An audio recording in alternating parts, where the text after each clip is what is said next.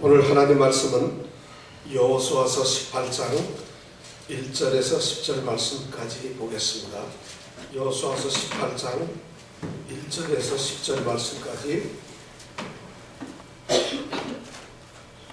이제 다같이 한 목소리로 오늘 말씀을 우리가 읽도록 하겠습니다. 이스라엘 자손의 온 회중이 실로에 모여서 거기 회막을 세웠으니 그 땅이 이미 그들의 앞에 돌아와 복종하였음이나 이스라엘 자손 중에 그 기업의 분배를 얻지 못한 자가 오히려 7지파라. 여호수아가 이스라엘 자손에게 이르되 너희가 너희 열조의 하나님 여호와께서 너희에게 주신 땅을 취하러 가기를 어느 때까지 지체하겠느냐. 너희는 매 지파에 3인씩 선정하라. 내가 그들을 보내리니 그들은 일어나서 그 땅에 두루 다니며 그 기업에 상당하게 그려가지고 내게로 돌아올 것이라. 그들이 그 땅을 7부분에 나누되 유다는 남편 자기 경내에 거하고 요셉의 족속은 그 북편 자기 경내에 거한즉 그 남은 땅을 7부분으로 그려서 이곳 내게로 가져올지니 내가 여기서 너희를 위하여 우리 하나님 여호와 앞에서 제비 뽑으리라. 레위 사람은 너희 중에 분깃이 없나니 여호와의 제사장 직분이 그들의 기업이 됨이며 갓과 르우벤과 므낫세 반 지파는 요단 저편 동편에서 이미 기업을 받았나니 이는 여호와의 종 모세가 그들에게 준 것이니라. 그 사람들이 일어나 떠나니 여호수아가 땅을 그리러 가는 그들에게 명하여 가로되 가서 그 땅으로 두루 다니며 그려가지고 내게로 돌아오라. 내가 여기 실로에서 여호와 앞에서 너희를 위하여 제비 뽑으리라.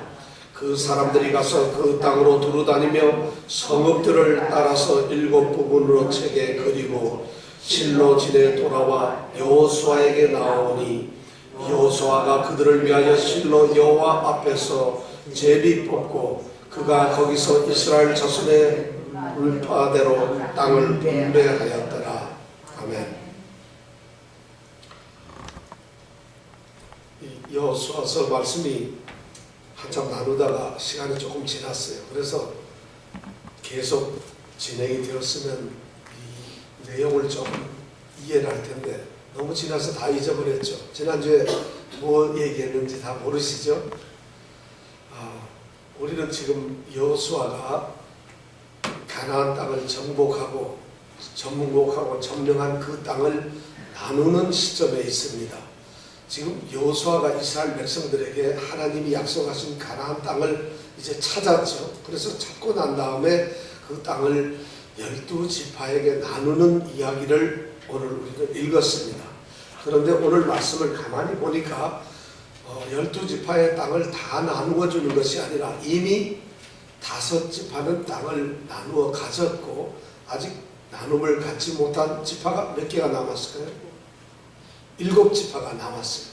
그래서 7지파가 지금 땅을 나누기 위해서 오늘 말씀이 이제 나온 것 같습니다. 자, 그러면 우리가 여기서 한번 조금 정리를 해봐야 될 것 같은데 이스라엘이 가나안 땅을 점령하기 위해서 제일 처음에 들어왔을 때 길갈이라고 하는 곳에 도착을 했고 길갈에서 그들이 할례를 받고 거기서 유월절을 지켰고 거기에서 그들이 모든 것을 다 했어요. 그리고 거기에서 그들이 사령부를 만들어 놓고 가나안 땅을 곳곳을 정복을 했죠.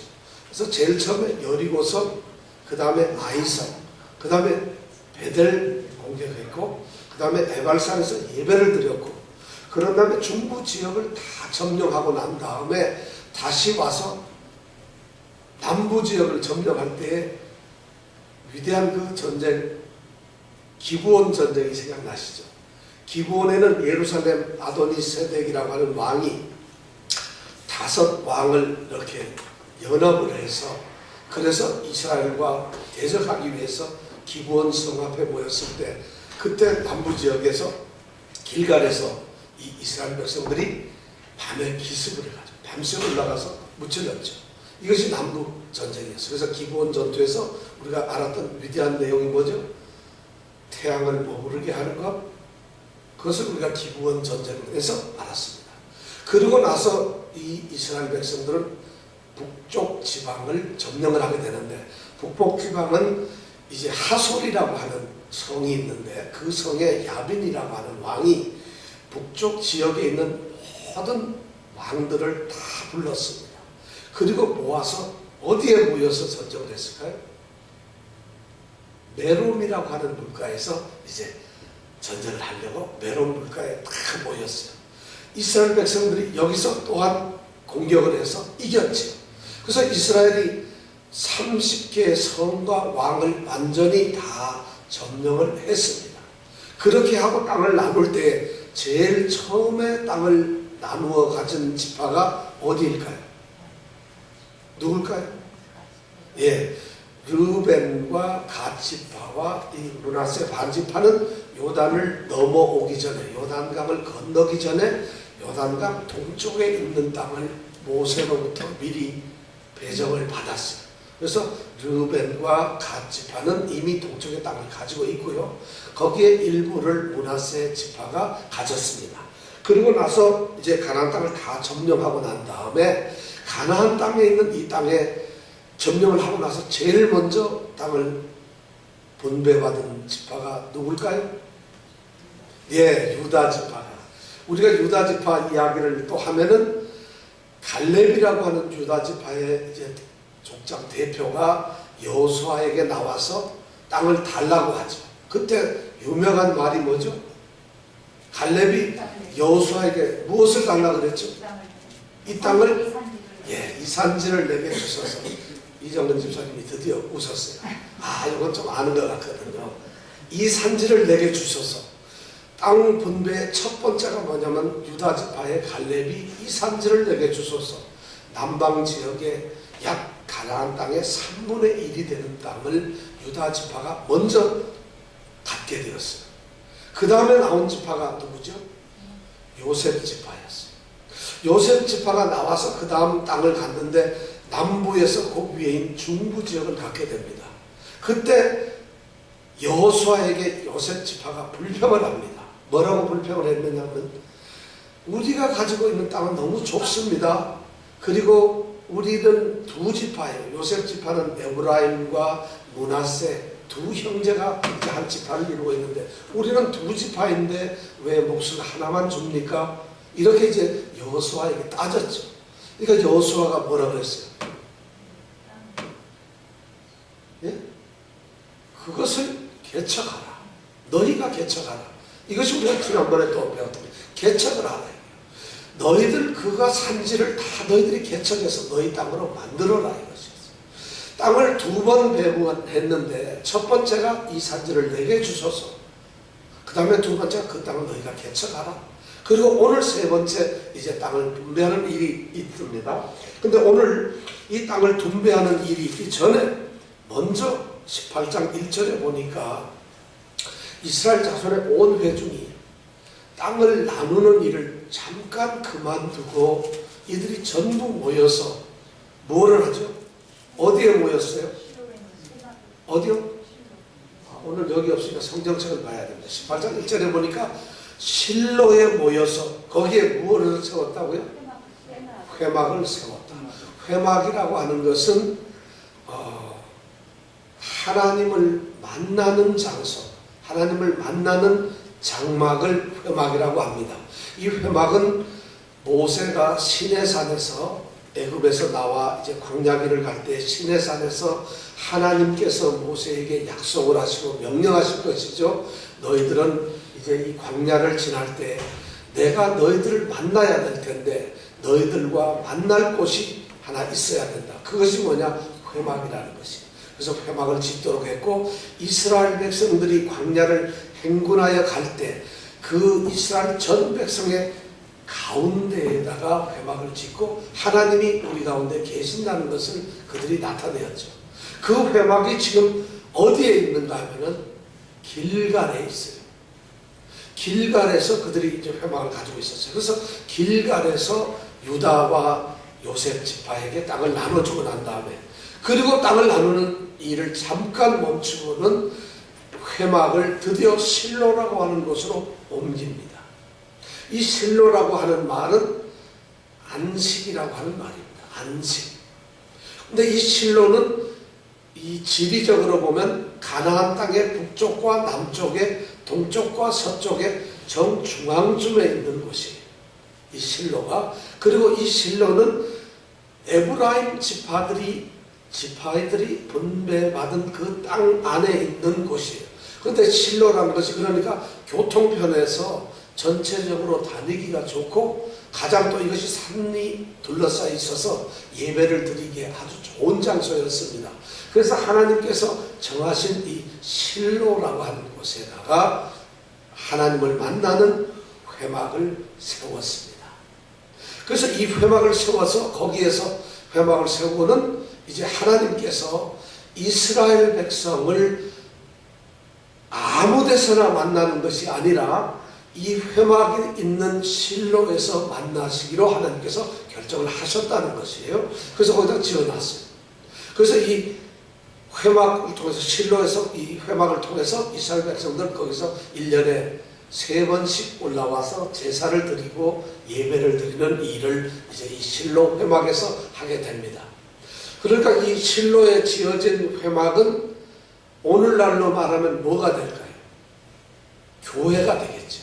교회를 그 전에 이스라엘 백성들이 애굽에서 나와서 광야 생활을 할 때는 광야에 있었는데, 광야에서 이동할 때마다 있었는데 드디어 가나안 땅에 정착을 하게 되니까 어딘가 하나님이 정하신 땅, 바로 이 실로, 거기에다가 하나님이 이스라엘 백성을 만나는 장막을 세우도록 하셨다는 것이고 그것이 실로예요.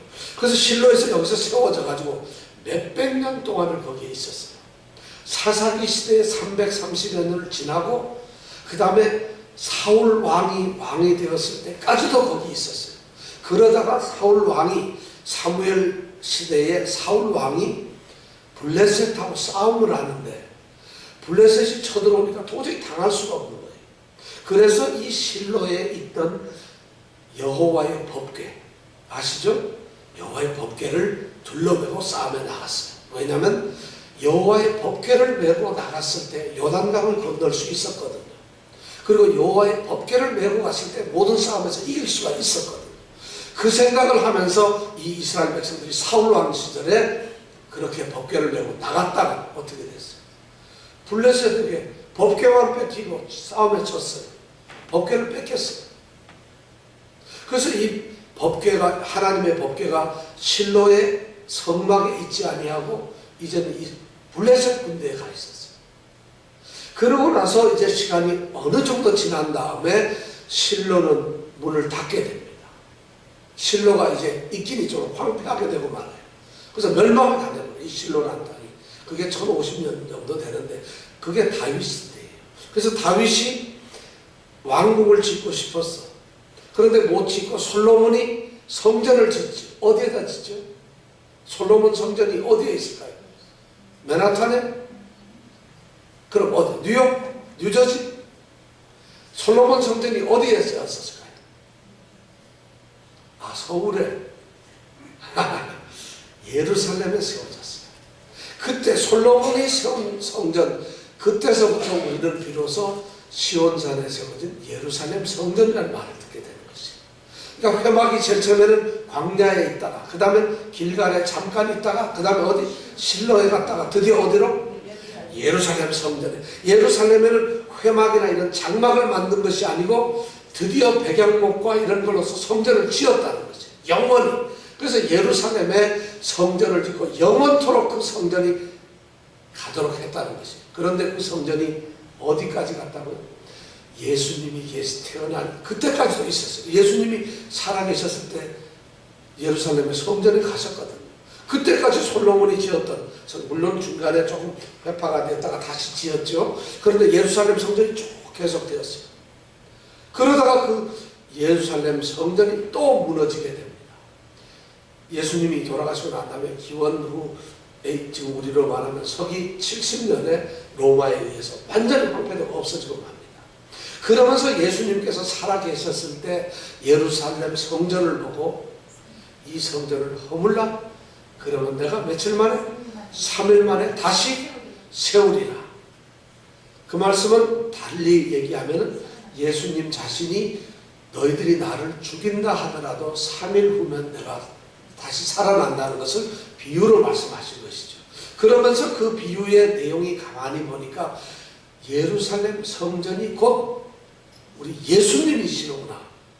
이렇게 성전이 드디어 예루살렘 성전에서 뭘로 옮겨졌다고요? 성전이 예수님께로 왔다. 성전은 뭐냐면 하나님이 계시는 곳이에요. 그러니까 하나님이 임재하시고 하나님이 계시고 하나님이 머무시면서 사람들을 만나는 곳인데 예수님은 결국 하나님과 함께 하시는 분이라는 것이죠. 왜냐하면 그분이 하나님이시니까. 그렇게 해서 예수님께서 성전이 되셨는데 예수님의 성전이 부활하시고 승천하시고 산을 올라가셨어요. 그럼 그 다음에 성전이 없어졌나요? 그 다음 성전이 어디 갔을까요? 여러분, 예수님이 성전이셨는데 부활해서 40일 만에 승천하셔서 하늘에 올라가셨어요. 그럼 우리의 성전은 어딜까요? 하늘? 그랬으면 좋겠는데 고린도전서 3장 16절에 보면 너희 몸은 너희 성령이 거하시는 하나님의 전인 줄 알지 못하느냐, 이런 말씀처럼 드디어 성전이 어디에 갔느냐? 우리에게 왔다는 거지. 우리라는 게 누구예요? 저 밖에 다니는 사람이 아니라 예수를 믿고 예수와 함께 살아가는 모든 성도들, 그 성도들을 우리는 다른 말로 교회라고 합니다. 교회. 우리 성도들이 교회예요. 우리는 그러니까 어느 교회 다녀요? 그러면 내가 바로 교회라는 것이에요. 성경 말씀. 그런데 우리는 교회 그러면 건물을 생각하는데 처음에는 회막이나 성전 건물을 만들었는데 이것이 서서히 예수님이 되어버리고 그 다음에는 그 성전이 우리가 되어버렸어요. 그러니까 우리가 되었다는 얘기는 이제 성전은 건물이 아니라는 것이에요. 그럼 성전은 뭔가? 예수님이, 하나님이 거하시는 곳이, 계시는 곳이에요. 그럼 우리가 성전이라는 얘기는 우리에게 누가 계시는 거예요? 하나님이 거하신다. 그렇기 때문에 우리는 다 성전이 되었고 교회가 된 겁니다. 옆에 분하고 교회된 것을 축하합니다. 인사해 주세요. 진짜 여러분 이제 교회가 됐어요. 그렇지만 속으로 좀 뜨끔하죠. 교회는 된 것 같은데 하나님이 계시질 않아. 하나님이 안 계시면 교회가 된 게 아니에요. 내가 교회를 다니기 때문에 교회가 된 것이 아니고 세례를 받고 직분을 받고 교회에 있기 때문에 교회가 된 것이 아니라 내가 성전이 되고 교회가 된다는 이 말은 하나님이 나와 함께 하신다는 것이에요. 그러니까 성도들은 하나님이 같이 안 하면은 성도도 아니고 교회도 아니라는 것이에요. 그럼 어떻게 교회 다니는데 우리가 성전이 아닐 수가 있나요? 하나님이 같이 안 하실 수가 있나요? 그럴 수가 있을까요? 없을까요? 있어요. 교회 다녀도 하나님이 함께 안 하실 수가 있어요. 성경을 열심히 읽어도 여기에서 올바른 믿음을 가져야 된다는 것이에요.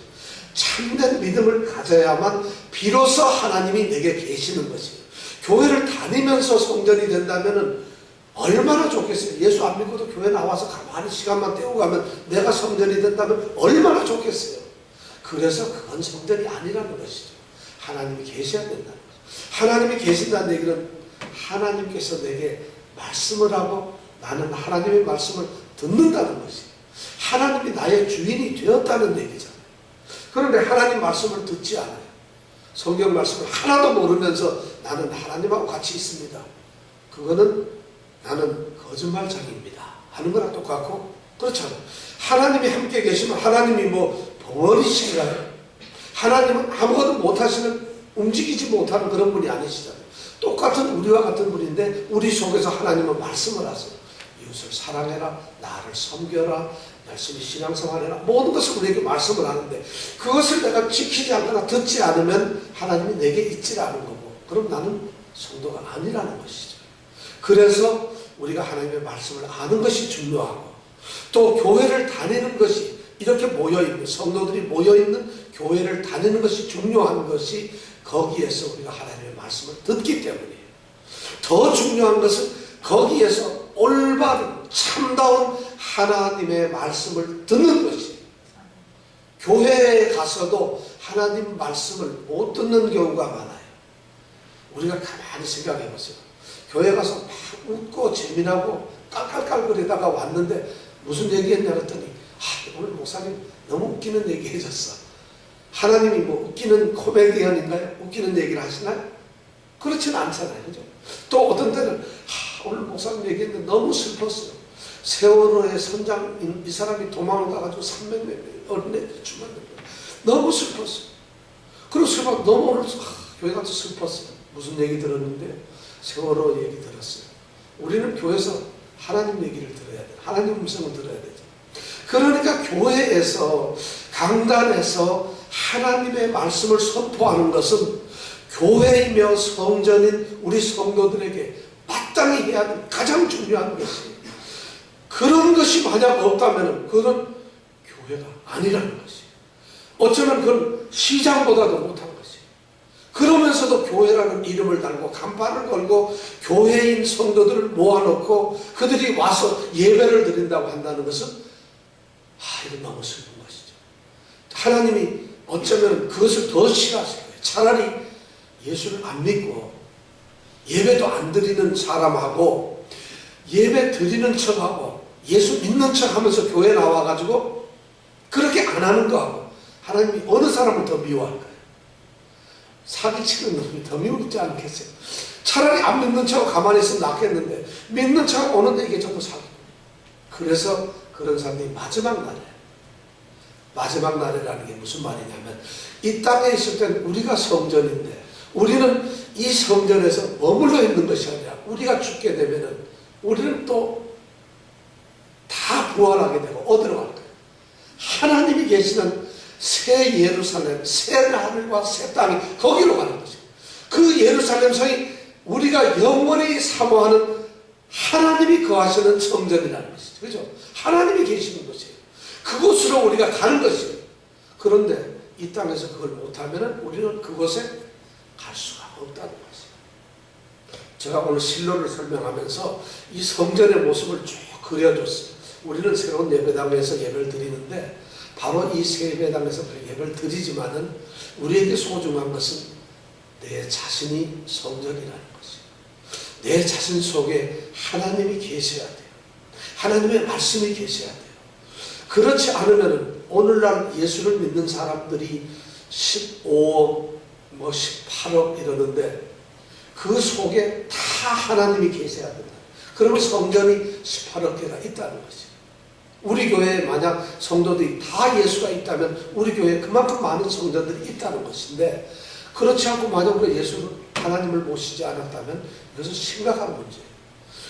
오늘날 교회의 가장 큰 문제가 뭐냐면 교회는 있고 성도들이라고 하는 사람들은 있는데 하나님이 그곳에 계시지 않는다는 거죠. 심각하게 우리가 고민을 해야 돼요. 왜냐하면 말씀은 하나님이 다 있다고 하는데 다들 주여 주여 하는데 내가 주의 이름으로 선지자 노릇을 했다고 하는데 내가 주의 이름으로 귀신을 쫓아냈다고 하는데 내가 주의 이름으로 큰 권능을 했다고 하는데 그날에 우리 주님께서 그 말을 듣고 나서 내가 너를 도무지 모른다 하는 것이죠. 어떻게 주님이 모를 수 있어요? 주님의 이름으로 내가 귀신을 쫓아냈는데 내가 주님의 이름으로 방언도 하고 귀신도 쫓아내고 말씀도 전하고 선한 일도 하고 교회에서 봉사도 하고 직분자로서 목사로서 모든 일을 했는데 어떻게 주의 이름으로 예수님 당신의 이름으로 내가 했잖아요 하고 하는데 예수님이 모른다는 것이죠. 결국은 우리의 신앙이 예수님이 계시면 모를 수가 없어요. 예수님이 계시지 않았다는 거죠. 예수님이 알지 못하는 신앙을 가지고 있다. 예수님과는 상관이 없는 교회를 다니고 있었다는 것이에요. 예수님과는 아무런 관계가 없는 예배당을 갔다가 50년 평생을 다녔다는 것이죠. 예수님이 전혀 관심도 없는 예수님과의 십자가의 보혈이나 부활이나 이런 거와는 관계없는 사람 모이는 교회에만 있었다는 것이에요. 그런데도 그런 교회에서는 우리가 이단하죠. 이단들은 예수 열심히 믿는 척 하지만 저 어떤 이단이야 가짜야 이러는데 진짜인 것처럼 하는 교회에도 우리가 장담을 할 수 있나요? 심각한 문제예요. 그래서 우리는 깨어 있어야 된다는 것이죠. 그런데 오늘 이스라엘 백성들이 바로 그 교회 회막을 지금 실로에다 세웠어요. 왜냐하면 정복 전쟁을 하고 그러다 보니까 이 사람들은 전쟁에만 하고 땅 나누는 데만 바빴거든요. 그러니까 잠깐 멈추고서 더 중요한 것이 뭐냐? 하나님이 우리와 함께 계시는 것이 더 중요하다는 것이에요. 그래서 그들은 비로소 실로라고 하는 곳에다가 회막을 만들고 하나님이 우리 조상들에게 약속한 땅입니다. 이제 이 땅에 우리가 살 텐데 하나님께서 이곳에 거하십시오. 그래야만 하나님이 거하는 땅에서 우리가 살아야만 비로소 우리가 안식을 하게 되는 것이고 이것이 우리의 땅입니다. 이런 의미에서 그들은 실로에다가 회막을 지었습니다. 거기까지는 좋아요. 그런데 그 다음에 보니까 이스라엘 자손 중에 땅을 분배받지 못한 7지파가 있습니다. 5지파는 땅을 받았는데 7지파인 이 사람들이 땅을 분배를 받지 못했어요. 그런데 왜 분배를 받지 못했는가? 그 이유를 보니까 오늘 3절에 보니까 이유가 나와 있어요. 여러분 성경 다 찾아가지고 3절을 한번 읽어볼까요? 다 같이 읽어볼까요? 시작. 여호수아가 이스라엘 자손에게 이르되 너희가 너희 열조의 하나님 여호와께서 너희에게 주신 땅을 취하러 가기를 어느 때까지 지체하겠느냐? 7지파가 뭘 하고 있다고요 지금? 지체를 하고 있다. 지체가 뭐예요? 꿈을 댄다는 얘기죠.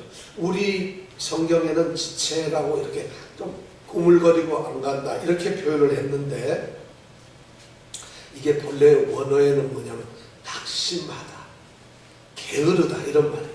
너희가 어떻게 약속한 하나님이 너희 조상들에게 주기로 약속을 해서 이미 너희들이 거기에 와 있는데 이 땅을 어떻게 하라? 정복했어요. 이 땅을 어떻게 하라? 오늘 3절에 보면 뭐라고 되어 있어요? 주신 땅을 취하러 가기를 왜 낙심하고 있느냐는 거죠. 여기서 취한다는 것은 뭐냐면 소유한다, 갖는다는 것이에요.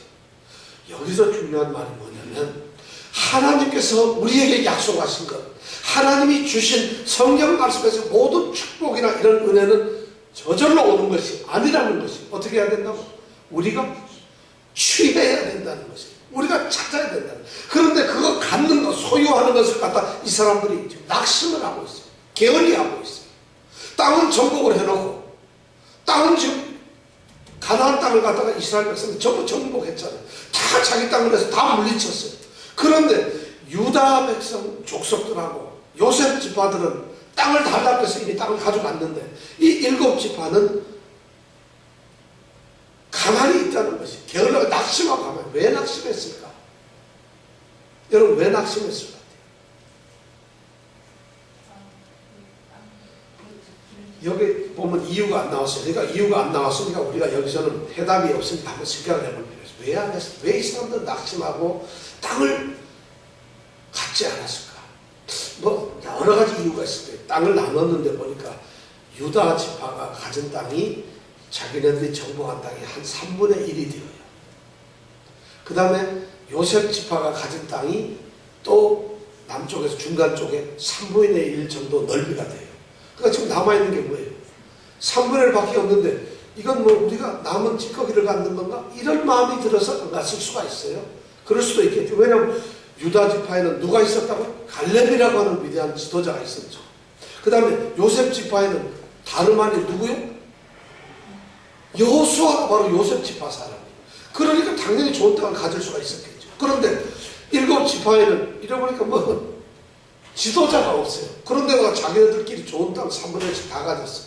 말은 좋은 땅이지만은 실제로 7지파가 가져야 될 이 북쪽 지방에는 우리가 잘 아는 샤론 평화, 샤론의 들꽃, 뭐 샤론의 꽃 이런 우리 노래 나오는 거죠. 샤론 평야 같은 거 좋은 땅들이 많아요. 갈릴리 호수도 다 북쪽에 있는 것이죠. 이런 땅이 있는데도 불구하고 이 사람들이 게으름을 피운 것이에요. 어쩌면 이 사람들은 좀 나태해졌는지 몰라요. 어차피 이렇게 어울려서 광야 생활을 40년 하고 왔지요. 정복 전쟁 가나안 땅을 찾으려고 7년 동안 이쪽 저쪽 끌려가면서 전쟁을 했죠. 이제는 뭐 지긋지긋한데 싸움도 없고 편안하게 먹고 살 수 있으니까 그냥 눌러붙어서 이제는 흩어지지도 않고 우리끼리 있으니까 얼마나 좋겠어요. 아마 그렇게 해서 이 이 사람들이 지체가 되었어요. 이 게을러졌다는 거죠. 그 너무 이제 편안하게 낙심이 됐어요. 여러모로 이 사람들은 이제 더 이상 희망을 잃어버렸다는 거죠. 우리의 신앙이 사실 여기서 우리가 땅을 정복하는 이야기, 땅을 지금 끝내고 이제 분배하는 이야기를 하는데, 분배가 제일 처음에 유다 지파는 이 산지를 내려주소서. 그 땅을 개척하라. 세 번째가 너희들 어떻게 해서 지체하느냐. 이 세 가지 질문을 가지고 우리가 생각을 해보세요. 어쩌면 우리는 하나님께서 우리에게 약속을 하시고 우리에게 주기로 했던 그 땅에 대해서 우리는 어떤 태도, 다시 말해서 하나님이 예수를 믿으면, 예수 믿는 사람들에게 내가 너에게 예수를 믿으면 이런 축복을 주겠다 하는 축복의 말씀이 성경에 있는데, 이 말씀을 대하는 사람, 성도들의 모습이 이 세 가지. 어떤 사람은 성경에 있는 약속을 갖다가 그것을 자기의 축복으로 받으려고 이 산지를 내게 주소서 하면서 더 열심히 그 축복을 쫓아가는 사람들이 있고, 어떤 사람들은 약속이 그렇게 많은데도 이거 너무 힘들어요. 이게 뭐 골치 아파요. 이거 다. 이렇게 해서 불평을 하다 보니까 그 땅을 개척하라고 이런 질책을 받는 족속도 있고, 또 오늘 이 일곱 지파처럼 야 약속을 좀 가져라. 왜 가만히 있느냐. 너희들 지체하지 말라. 이런 말을 듣는 지파도 있다는 것이, 오늘 이 일곱 지파가 바로 그런 질책을 받고 있어요. 이 사람들은 게을렀어요. 그리고 절대 서두르지 않고 이미 무사한 일에 빠져가지고 이제 편안하게, 그러면서 남들이 다 좋은 걸 가졌는데 내가 뭐 이제는 여기서 그냥 살지 하는 이런 낙심과 그냥 게으름 나태 속에 이 사람들이 있다는 거죠. 그런데 오늘 이 사람들에게 여호수아가 얘기하는 것이 뭐예요? 그러지 말라는 것이죠. 꿈을 가지라는 것이죠. 다시 너희들이 쟁취해야 될, 하나님이 너희 조상들에게 약속하셨던 이 땅을 너희들이 빨리 가지라는 거예요. 이 약속은, 이 축복은 그냥 가만히 있으면 그냥 우리에게 절로 떨어지는 것이 아니라 우리가 취하러 가야 된다는 것이에요. 싸워가지고 이겨가지고 드디어 약속이 이루어졌지만은, 우리가 믿음 생활에서, 신앙 생활에서 드디어 우리가 예수를 믿는 자로서 되었지만은, 되었기 때문에 우리에게 믿음이 그냥 그렇게 돼서 축복이 막 굴러떨어지는 것이 아니라 그 축복이 우리에게 다가올 수 있도록, 믿는 자들에게 약속하신 축복이 우리의 것이 될 수 있도록 우리는 어떻게 해야 된다? 지체라면 안 되고 취하러 가야 된다. 소유를 해야 된다는 것이에요. 약속의 땅을 왜 우리는, 오늘 성도들이 예수 믿어도 힘이 없는 게 믿는 데만 열심히 해요. 믿어가지고 우리에게 떨어지는 그 축복을 누릴 줄 몰라요. 겨우 축복이라는 게, 우리 아들 대학교 좋은 데 가게 해주세요. 들어가면 축복받았대요. 그리고 뭐 장사하는데 조금 해가지고 장사가 조금 되면 축복받았다. 건강, 이런 거 말고 말이죠. 정말 예수를 믿음으로써 약속, 이 성경에 보면 온통 약속 아니에요. 구약, 신약 전부 약속이다. 약속이 무지무지하게 많은데 그 약속을 받기 위해서 우리가 무슨 싸움을 했냐? 믿음의 싸움을 했어요. 그래서 드디어 이 약속이 우리의 것으로 정복이 됐는데, 그럼 우리가 이 약속을 어떻게 해야 되죠? 이 축복을 취하러 가서 우리 걸로 만들어야 돼요. 손을.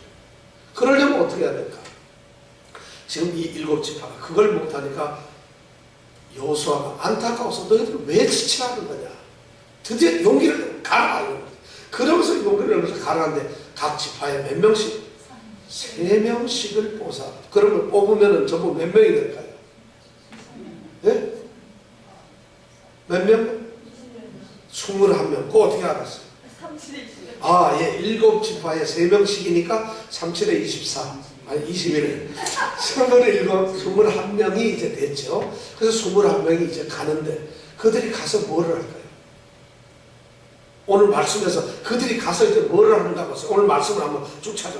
매 지파에 3명씩 뽑아가지고 이 사람들이 가요. 가서 뭘 하죠? 두루 다녀. 그 다음에 왜 다닐까요? Right. 중요한 단어. 그림을 그리는 거죠. 여러분들, 그림을 그리는 거죠. 무슨 그림을 그릴까요? 땅을 그리는 거죠. 그 땅이라는 건 누구 거예요? 내가 가질 땅이, 하나님께서 우리 조상에게 약속한 이 땅 너희들 가져라 하니까 그 땅을 가지고 그림을 그려요. 그림을 그려서 누구 땅으로 만드는 것이? 내 땅, 내 지파의 땅을 만들기 위해서 드디어 그림을 그려가는 거죠. 그러니까 다들 이 사람이 책을 읽고 책을 들고 갔다. 그래서 21명이 다니면서 땅에, 이 성은 어떻게 있고, 여기는 땅이 어떻고, 여기에는 뭐 들이 어떻게 있고, 여기는 냇가가 어디 흐르고, 전부 그림을 그리는 거죠. 그림을 그린다. 내가 소유할 것을 그림을 그려라. 사실 이거 어떻게 보면은 가데스 바네아에서 정탐꾼 12명을 보냈던 것이나 또는 요단강 저편에서 정탐꾼 2명을 땅에 보내가지고 여리고성을 정탐한 것이나 이 사람들도 똑같이 정탐을 하라는 거지. 점령은 되어 있지만은 성마다 점령은 되어 있지만은 아직도 점령되지 아니한 가나안 족속들이 있거든요. 그런데 그런 위험한 곳을 쫓아가는 것이에요. 사실 이거 쉽지 않아요. 가서 그림을 그리는 건데 이 사람들이 가는 거예요. 그러면서 그림을 그리는 것이에요. 나는 성경에 이런 멋있는 걸 그리려 얼마나 멋있는지 모르겠어요. 여기에 보면은 어디 8절에 보면요 이렇죠. 그 사람들이 일어나 떠나니 여호수아가 땅을 그리러 가는 그들. 야 멋있다. 땅을 그리러 가는 그들. 얼마나 멋있어요. 이 사람들은 뭘 그리러 간다고요? 무슨 땅? 약속의 땅을. 그 땅이 결국 누구 땅이에요? 나의 땅을 그리러 가는 사람. 금광을 캐러 서부로 갔던 것처럼 이 사람들은 북쪽으로 전부 다 21명이 쫙 가면서 그리고 신앙은 말이죠. 우리가 그냥 땅을 갖고 이 땅 좋다 이렇게 말하는 것이 아니라 우리도 신앙의 지표를 가지고 위해서는 그림을 그려야 된다. 여러분 신앙의 그림을 그리세요. 하나님께서 우리에게 약속하신 그 약속을 갖기 위해서 우리는 그림을 그린다는 건 뭐냐면 구체적인 사람의 얼굴을 그리고 귀를 그리고 코를 그리고 눈을 그리듯이 뚜렷하게 구체적으로 그림을 그리라는 얘기는 약속을 구체적으로 가져라는 것이에요. 분명한 소망을 가지라는 것이에요. 그냥 막연하게 야 하나님이 주시는 축복 가져야지가 아니라 하나님의 축복에 대해서 여러분 구체적으로 그림을 한번 그리는 것이에요. 어떻게 그려요? 출세 그림을 어떻게 그려야지 출세를? 야 이 그릴 수 없는 행복 이걸 행복을 어떻게 그려야지? 그림을 그리라는 것이 우리 축복. 이 지금 그 얘기가 이 여호수아가 너무 멋있는 거예요. 그림을 땅을 그리러 가는 그들에게 땅을 그리라는 거예요. 이제 그들은 땅을 보러 가는 거예요. 두루두루 다니면서 이 땅 저 땅을 봅니다. 우리는 그러면 무엇을 오늘날 믿는 우리들에게 신앙의 축복을 받기 위해서는 우리 보고 똑같이 그림을 그리도록 요구를 합니다. 당신들은 신앙을 생활하자. 예수 믿죠? 네, 나 예수 믿습니다. 나 예수 벌써 30년, 50년 평생 믿었어요. 그럼 예수님을 믿어서 축복을 받기 위해서 그냥 축복이 가만히 있는 믿었더니 떨어졌더라. 천만의 말씀이에요. 오늘 말씀에 보니까 그 축복은 우리가 쟁취해야 돼요. 쟁취하려면 우리가 지체하지 말고 우리가 갖기 위한 그림을 구체적으로 그려야 되는데 그림을 그리려면 어디로 가서 그려야 됩니까?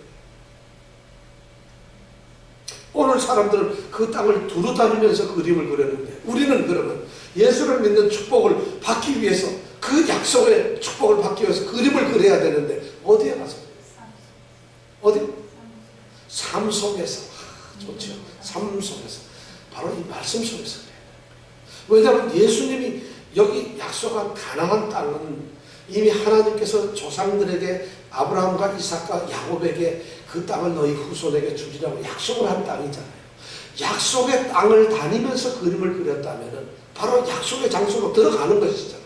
그럼 하나님께서 우리에게 예수를 믿고 예수의 사람이 된 사람들에게 축복을 한 약속은 어디에 있을까요? 말씀 속에밖에 없어요. 그러니까 성경을 보면서 성경에 나오는 축복을 우리가 그리는 것이죠.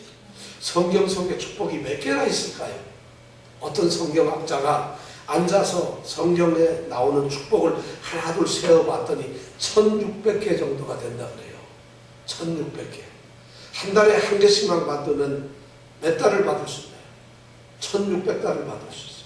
매일 하루에 한 개씩만 축복을 받는다면 얼마를 받을 수 있어요? 거의 4년, 5년을 받을 수가 있잖아요. 그죠? 자, 그렇다면 축복이 그렇게 많은데 이 축복을 우리가 그려야 된다는 거죠. 여러분들 예수를 믿으면서 축복을 한번 그려본 적 있으세요? 내가 예수 믿으면서 그냥 교회 다니고 뭐라면 저요 교회 다녀요. 교회 집사거든요. 이것을 우리에게 아무런 축복도 없었어요. 그런 예수를 믿으니까 예수 믿는 게 뭐 신바람도 안 나고 예수를 믿어가지고 우리에게 뭐가 득이 되었어요. 예수를 믿어. 그리고 어쨌단 말이에요. 예수는 네가 집사인데 뭐야 어떻다는 거야. 아니 그렇다는 얘기지 뭐. 집사 왜 그래? 교회 다니는 것이 그렇지 않았다. 그런데 오늘 우리가 우리는 이때까지 예수를 믿으면서 예수를 믿기 때문에 우리에게 약속되었던 축복의 그림을 그리지 않았다는 것이죠. 그것을 쫓아가지 않았다는 것이죠. 그것을 보게 되면 예수를 믿었기 때문에 내게서 내 가운데서 내 삶 속에서 나의 직장에서 내 가정에서 내 건강 속에서 일어나는 예수님이 주신 하나님이 주시는 축복의 그림을 내가 가지고 있다 한다면 그것을 누리면서 산다고 한다면 이건 말할 수가 없어요. 그런 감정들이 쏟아진다면 당신 예수 믿으면 안 돼. 이 사람 뭘 모르는구만. 내가 만약 금덩어리를 무지무지하게 큰 걸 집에 가지고 있다 해서 그 기분이 어떻겠어요? 감정이. 그러면 예수를 믿어서 나오는 축복이 내게 있다면 우리는 그런 것이 당연히 증거가 돼야 될 텐데 그러지 못했어요. 안타까운 거예요. 그러니까 예수 믿는 사람이 사실은 없다는 거예요. 믿어도 이런 것이 없이 예수를 믿는 것 자체가 없다면 이건 아무것도 아니죠. 바로 오늘 그런 것이 우리에게 그림을 그리라는 거예요. 여러분 축복을 그려보세요. 오늘서부터 하셔야 합니다. 근데 이 축복을 그리려면 쉽지 않아요.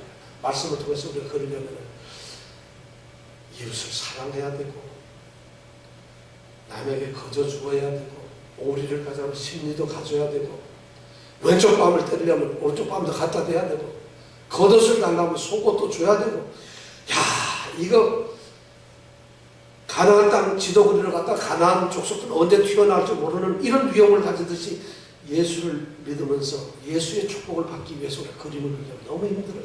그런데 그런 것을 그려야 되는 거죠. 왜냐하면 이 축복은 약속을 하는 거지. 하나님이 주시기를 이미 하나님이 주시겠다고 약속을 한 거기 때문에 절대 우리가 거기에 쓰러지지 않는다는 거죠. 그래서 그 축복을 받아본 사람들은 그 축복의 감격이 무엇인지 안다는 것이에요. 진짜 예수를 믿어서 제가 보기엔 예수를 제대로 믿은 사람이 저는 이 땅에서 소식소천을 잘 못 봤는데 제대로 믿은 사람이 있다면 그 만약에 예수 믿는 사람 제가 예수 믿으면 방언 받고요 그 다음날 가서 막 살기 힘들어 죽겠다 이런 사람들이 너무 많아요. 그게 다 방언 백날 받으면 그게 무슨 의미가 있어요. 그런데 예수를 믿고서 그 가졌던 축복과 평강 때문에 너무 기뻐하는 그 감정을 그 표정을 보면서 그런 사람 한번 좀 보고 싶어요. 그런 사람이 진짜 예수 믿는 사람 아니겠어요? 정말 스데반처럼 돌에 맞아 죽어가면서도 하늘문이 열리고 하나님 우편에 예수님께서 쓴 것을 보면서 그것을 찬송하는 그 환한 얼굴, 그 빛나는 얼굴 같은 그런 예수 믿는 사람을 보고 싶다는 것이에요.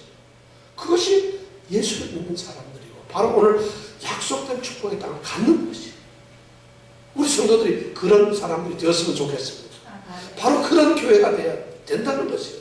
우리 교회가 바로 그런 역할을 해줘야 된다는 것이에요. 우리가 개척해야 될 땅이 바로 그런 것이에요. 우리가 왜 지체할까요? 세상을 향해서 세상에는 아직도 예수의 복음을 모르는 사람들이 있어요. 그 사람들을 위해서 우리가 예수의 복음을 전해야 됩니다. 그것뿐만 아니라 아직도 이 땅에서 그리스도 예수께서 원하셨던 예수의 나라가 세워져야 되는 거죠. 그뿐만 아니라 내 자신 속에서도 주님께서 원하셨던 약속이 이루어지도록 해야 됩니다.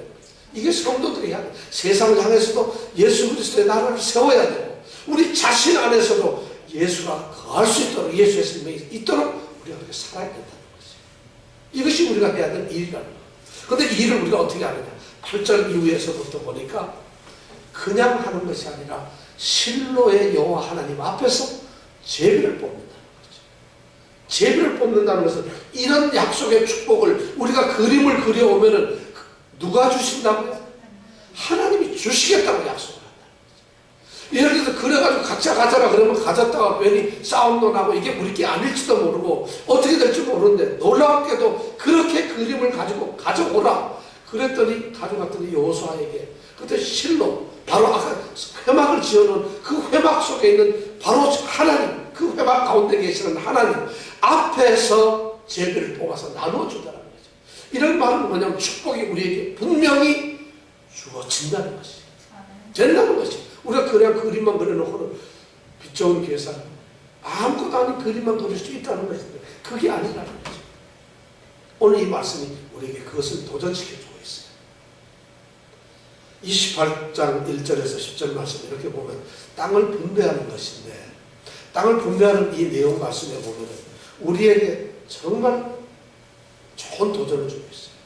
저는 여러분들에게 오늘 똑같은 질문 하나 드리고 싶어요. 여러분들에게 주신 축복을 취하기나 가기를 어느 때까지 지체하겠습니까? 여러분들에게 하나님께서 예수를 믿기 때문에 예수를 믿는 자들에게 주기로 약속했던 그 축복을 취하러 가기를 언제까지 미루겠어요?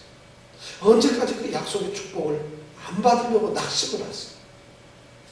이런 질문이 우리에게 던져진다면 어떻게 하겠어요? 이제 부지런히 그림을 그리세요. 그리고 하나님 앞에 나가면 하나님께서 우리에게 모든 것을 이루어줄 줄 믿습니다. 이런 신앙이 우리에게 있기를 축원합니다. 자, 우리 함께 기도하겠습니다. 오늘 말씀을 생각하면서 정말 한번 생각해 보세요. 그 축복이 우리에게 있어요. 자, 그 축복이 뭔지 알죠? 그림을 그려보세요. 자, 여러분들, 나는 어떤 축복을 원하는가? 나는 어떤 것을 갖기를 원하는가? 내게 어떤 하나님의 놀라운 은혜가 쏟아지길 원하는가? 이걸 한번 여러분들 그려보세요. 하나님께서 지금 여러분들 마음속에 오늘 나는 하나님을 믿고 우리 예수님을 믿는 권사고 장로고 집사고 목사입니다. 근데 한 번도 목사된 게 기쁘지 않아요. 자랑스럽지도 않아요. 그리고 목사된 게 뭐 어떻다고요? 이스라엘 사람들은 가나안 땅을 정복했지만 아직도 내 땅이 없어요. 그 내 땅을 가지라고, 지파별로 내 땅을 가지라고 지금 그림을 그리라고 하고 있어요. 예수 믿는 축복을 여러분 그림 그리시기 바랍니다. 이 시간 간절한 마음으로 그림을 그리면서 하나님, 오 하나님, 약속하셨던 이 축복을 내게 주시옵소서.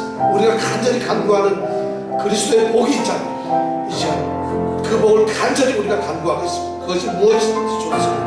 건강도 좋고 사업도 좋고 가정도 좋고 아니 내 마음의 평강도 좋고 내가 더 큰 믿음을 갖기를 원하는 것도 좋고 무엇이든지 이 시간 우리가 한 목소리로 함께 기도하겠습니다.